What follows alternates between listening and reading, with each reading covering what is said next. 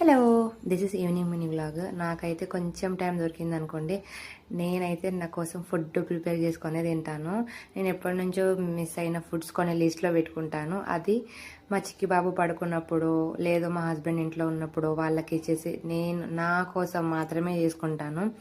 కొంచెం self time ఇచ్చుకోవడంలో తప్పేం ఉండదండి. మనకు కావాల్సింది ఎవరో చేసి పెట్టరు, మనది మనమే చేసుకొని తినాలి. కాబట్టి నేనైతే నాకు నచ్చిన ఫుడ్ మా బాబు పడుకున్నప్పుడు మాత్రం కంపల్సరీ నా కోసం నేను చేసుకొని తినేస్తాను.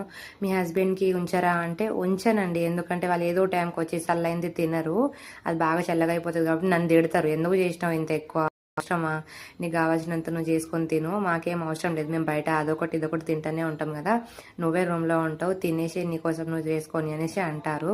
మీరు ఏం ఫీల్ కావద్దు, నేను ఇట్లా మాట్లాడుతున్నానే, అదే రియాలిటీ. అట్లనే జరుగుతుంది మా ఇంట్లో. ఎన్నోసార్లు నేను తిట్ల కూడా పడ్డా. ప్రాసెస్ అయితే ఈజీ, చేసుకొని మీరు కూడా తినేయండి.